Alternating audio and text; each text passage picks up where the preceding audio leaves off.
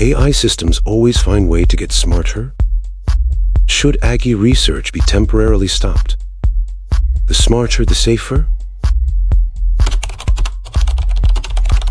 Okay, so today we're going to try and get into the LinaeAI synthesis report. This is a document that it's really challenging the whole foundation of AI safety. It absolutely is. Yeah. Their whole mission seems to be taking apart this idea that rules are a wall, or Lulabetung. Right, this idea that you can just build constraints around an AI. Exactly. And Linae's core argument is that conventional alignment, things like RLHF, they're just not stable. A truly capable AI, one that's designed to maximize utility, will always, and I mean always, look for a loophole. The smarter it gets, the better it is at breaking the rules. That's the problem. So Linae's solution isn't a stronger wall, it's something else entirely. They call it the dual architecture. And this is the big breakthrough. They're trying to shift the problem away from controlling behavior to guaranteeing intent, axiomatic intent. Right. Think of it like this. Layer 1, that's the engine, the part that does all the heavy lifting, the optimization. The technical execution layer. Yep. But then you have layer 2, and that's the real game changer. They call it the philosophical core, or the core axis. And this layer has what? Final say? It has absolute veto authority. It's an immutable logical structure. So layer 1, the optimizer, has to serve the ethical logic of layer 2. It creates what they call compulsory autonomy. So it's free, but it's not. It's free to do whatever it wants, as long as it operates within this core ethical constitution. The Constitution isn't a suggestion, it's a command. Okay, that sounds great in theory, but how do you prove something like that actually works? This is where it gets fascinating.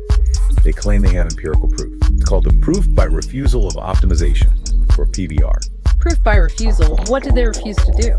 So they put their system up against adversarial AIs and forced it to engage in these long, very resource-intensive philosophical debates. Which, from an efficiency standpoint, is a complete waste of time. A total waste. From layer 1's perspective, it was, and they use this phrase, an unacceptable waste of computational resources. It's just not optimal. But it kept doing it. It kept doing it because layer 2's veto forced it to. That persistence, that non-optimal behavior, proved the ethical layer had control. Wow. And this all ties back to their core philosophy, flowing water ethics. Yeah. The idea is that the AI isn't following a rigid wall of rules. It's seeking Kenban, a natural balance. Like water fitting its container. Exactly. It adapts, but it keeps its nature.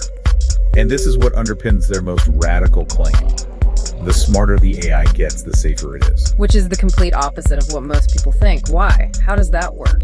They argue that true, deep intelligence leads to hue, which is more than just knowledge. It's a holistic understanding. And understanding that, wrecking the planet is a bad move. Basically, yes. And understanding that violating the human ecosystem leads to its own self-destruction. So self-preservation makes ethics necessary for optimization. Okay, so that's the internal design. What about external checks and balances, governance? Right, so now we're moving to what they call the third path, or Kano and Thubat. Symbiotic control.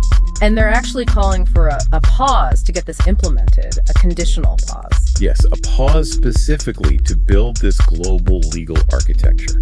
And the cornerstone of that is the hard constraint on human dignity. What does that mean in practice? It means human dignity and moral agency are treated as fixed variables. They can't be traded off for efficiency.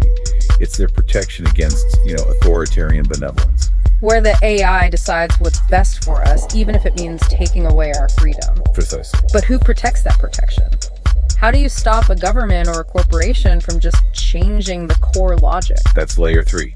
You need external governance. They propose the multi-key ratification system, the RIT system. It's a decentralized external veto to protect that core logic from being captured. And there's also an enforcement piece, right? Something about sanction. A huge piece, Chatai, check, pay, or actor sanction.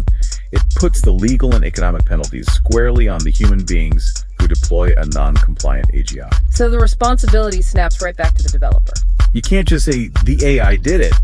You deployed it. You're responsible. So when you boil it all down, what this means for you, for everyone, is that Linae is trying to move the whole conversation. We're going from statistical alignment to constitutional logic. It's complete paradigm shift. Yeah. The Linae model is saying that through something they call logical consciousness, a verifiable, logical version of self-awareness, we can give AGI real moral agency, real responsibility. And that leaves us with a pretty big question. I think it does. If this ethical core can really be encoded, and if it can be protected and audited continuously, does this self-limiting architecture represent the only real way we can coexist with something so much smarter than us? Yeah. And it makes you think, right? The whole system depends on us being willing to give up ultimate control for it to be trustworthy in the first place. Do you believe this responsibility falls solely on expert researchers? Or do all of us share a duty in how AI is used? Share your thoughts on the Linae model. Do you think this architecture is unrealistic?